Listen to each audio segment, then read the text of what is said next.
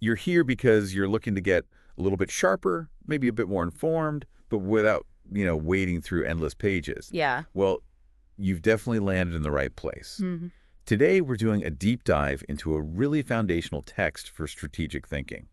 Chapter 4 of Sun Tzu's Art of War. It's called Tactical Dispositions.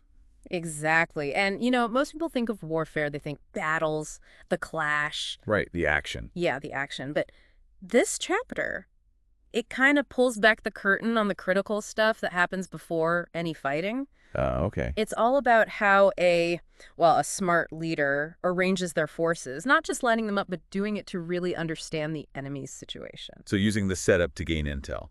Precisely, and ultimately shaping the path to potential success way before a single sword is even drawn. And for this dive, we're not just looking at Sun Tzu's words alone, are we? No, absolutely not. We've also got insights from historical commentators, thinkers who wrestled with these ideas over centuries, often seeing them play out in actual conflicts in China. It adds a lot of context. Yeah, that sounds valuable. So the mission for us today, for you listening, is to unpack these core ideas about tactical dispositions and, see where we can maybe draw some lines to modern thinking, modern strategy for you. Right. Let's get into it. This idea of tactical dispositions. Chapter 4 kicks off with this, powerful concept. The way an army is arranged isn't just logistics. It's more than just where the soldiers stand. Exactly. It's like a window into its overall state. Imagine you're scouting an enemy force, right? And you see their units all scattered. Movements look messy. What does that tell you? Probably not ready.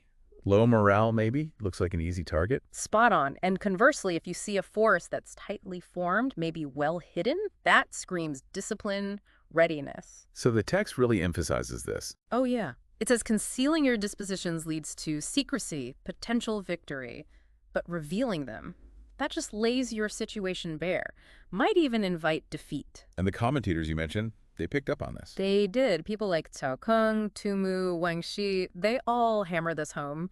Observing the enemy's deployment is like critical intelligence gathering. It lets you adapt your strategy. It's like reading their nonverbal cues, but on a battlefield scale. It makes you think how this applies beyond the military, like in any competition, business maybe. Absolutely. Or even a negotiation.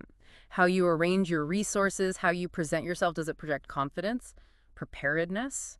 Or does it scream disorganization, vulnerability? That's a really good point. Now, Chapter 4 also stresses something fundamental for this, knowing yourself and knowing the enemy. There's that striking metaphor. The weighing metaphor, yeah. A victorious army is like weighing a pound against a grain. A routed army is like weighing a grain against a pound. What's the core message there? It seems pretty stark. It really is. It just boils down to preparedness and inherent strength. A well-trained, disciplined force, one that knows its goals, led well. It just has this massive advantage over a disorganized, demoralized one. So for someone listening, trying to absorb this quickly. The key takeaway is recognizing that power dynamic. Your forces, be it people, money, skills compared to the challenger opponent, that relative strength heavily tips the scales towards success or failure. You got to work to be the pound, not the grain. Through preparation and discipline. Exactly. And who's central to building that pound of advantage? The chapter talks about the consummate leader, right? What makes this leader so effective? How do they control success, as Sun Tzu puts it? Well, the chapter points to two main things. First, cultivating the moral law. Now, that sounds a bit old-fashioned, maybe. Yeah, what does that mean today? Think of it less like literal law and more like fundamental alignment, trust. Does the team believe in the mission? Do they trust the leader? That builds loyalty, commitment. Okay, the human element. Right. And the second part is strict adherence to method and discipline. Structure, clear processes, efficiency. That provides the framework for action. So it's a mix. The why, the shared purpose and trust, and the how, the organized approach. Exactly. That combination empowers the leader to actually guide things effectively. It's not just about battlefield genius in the moment. It's about setting the stage beforehand, Yeah. building that organizational strength. I got it. Okay, so after establishing that, Chapter 4 gets pretty systematic. It lays out 5 steps to victory. Can you walk us through that sequence? Sure. It's a very logical flow. First step, measurement. This is pretty clear. It means assessing the terrain, understanding the ground you'll be operating on, obstacles, opportunities, the whole physical landscape. Right. Know the field. That's foundational. What's next? That leads straight into estimation of quantity. Based on the terrain, you analyze the enemy, Their strength, numbers, how they're positioned. Okay, survey the land, then figure out what you're actually up against. Makes sense. Step 3. Step 3 is calculation. And this one's interesting because commentators had slightly different takes. Oh, how so? Some saw it as purely numerical, like counting troops. But others, like Tu Mu, thought it was broader, assessing all resources, supplies, logistics, maybe even strategic position, not just bodies. So either way, it's about getting a concrete handle on the balance of power, moving past just a rough guess. Precisely. You're evaluating the relative strengths in more detail. Okay, so terrain, enemy estimate, calculation of resources or numbers. What are the last 2 steps towards victory? The fourth step is crucial. Balancing of chances. This is where you put it all together. Everything you've learned, terrain, enemy strength, your own resources versus theirs, and you weigh it all up. A reality check, basically. What are our real odds? Exactly, a realistic evaluation. And then the fifth and final step is victory. Yeah. Sun Tzu argues that if you've done steps 1 through 4 diligently and accurately, Victory should naturally follow. that's the idea. It becomes the logical outcome of solid preparation. Wow. It's almost formulaic. It suggests victory isn't just luck or raw power, but really about meticulous planning. Very much so. Now, the big question. How do these ancient military ideas, dispositions, these 5 steps, how do they actually resonate today? You know, for us, far away from ancient battlefields. This is where it gets really relevant, I think. Think about launching a business. Okay. Measurement. That's your market research. Understanding the industry, your customers, the trends. The landscape. Estimation of quantity, competitor analysis. Who are they? What's their market share, their strengths, weaknesses? Sizing up the opposition. Got it. Calculation is looking inward. What's your capital? Your team's skills? Your tech? Your actual resources? Right. Balancing of chances. That's your risk assessment.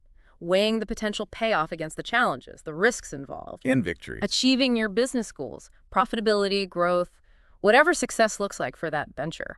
That maps really clearly, actually. You could probably do the same for, say, a big negotiation, couldn't you? Definitely. Understand their position and limits measurement. Assess their leverage, estimation. Calculate your own relative strengths, tabulation. Weigh different strategies, balancing. Aim for that good deal, victory. Or even just managing a complex personal project. Absolutely. Define the scope, measurement. Identify obstacles, resources needed, estimation. Plan your time, budget, skills, calculation. Evaluate if it's feasible, balancing. And finally, get it done, victory. So the underlying framework, understand the situation, assess challenges, plan resources, evaluate odds, aim for success. It's incredibly versatile. It really is. Okay, before we look ahead to the next chapter, there's one bit in Chapter 4 that seems slightly odd at first glance. It connects back to Chapter 3, the idea that if you have twice the numbers, you should divide your army. How does that fit with tactical dispositions? Yeah, that does seem counterintuitive, doesn't it? Like, why split up when you're stronger? Right. But it shows that dispositions aren't just about concentrating force. Commentators like Chao Kung and Cheng Yu explained it as a strategic move. How so? Well, one part of your army could pin the enemy down, engage them directly, while the other part, that part is free to maneuver. Maybe a flank attack, a surprise move from another direction. Creating multiple problems for the enemy. Exactly. It forces them to react, maybe stretch their own lines thin, create openings. So your own disposition, even being divided, becomes a tool for deception, for controlling the flow of the battle. That's a clever twist. Yeah. So the arrangement itself can manipulate the enemy. It's about shaping their choices. Okay, that adds another layer. So as we wrap up on Chapter 4, let's get a little taste of what's coming next. Right. Chapter 5, what's the theme there?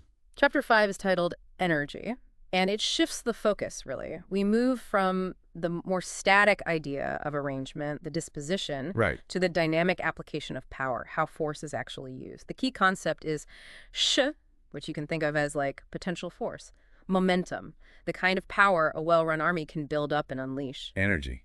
Oh. Okay, that sounds much more fluid, less fixed than dispositions. What kind of things does Sun Tzu discuss under that heading? Well, we'll see stuff about managing large forces effectively, using division, but also signals for clear communication. Crucially, it introduces the ideas of direct and indirect actions, Qing and Qi. Direct and indirect. Yeah, these are fundamental concepts for creating and exploiting opportunities in any conflict or competition. And there's also a big emphasis on the psychological side, How so? creating the perception of strength or maybe weakness to mess with the enemy's head, influence their decisions. Psychological warfare, basically. You mentioned a story related to that. Yeah, the commentaries often bring up Sun Pin, a descendant of Sun Tzu.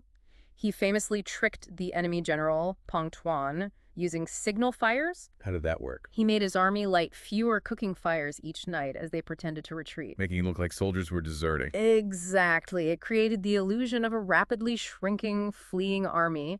Pong Tuan bought it, thought they were falling apart, and rushed after them. Straight into a trap. Straight into a perfectly set ambush. It's a classic example of how the appearance of your energy, your momentum, can be just as powerful as the real thing. Wow. That's a great teaser. Definitely gets you thinking. How does that concept of energy or momentum apply in our world? Right. How do you build it, leverage it, whether you're leading a team or just tackling a personal goal? Yeah. Something for you all listening to ponder until our next deep dive. Indeed. Well, that brings us to the end of our exploration of Chapter 4 of Sun Tzu's Art of War. We really hope you found this look at tactical dispositions insightful and maybe surprisingly relevant. The key thing, really, is that smart strategy starts way before the main event. It's about assessing the situation, understanding the players, and arranging your resources deliberately to give yourself the best shot. As you go about your week, maybe think about that. Are you really getting the lay of the land in your own challenges? Understanding the dispositions around you? It's always worth asking. And definitely join us next time. We'll be diving into that dynamic idea of energy in Chapter 5, exploring momentum, perception, and how to use them. Looking forward to it. Until then, keep thinking strategically and keep diving deep.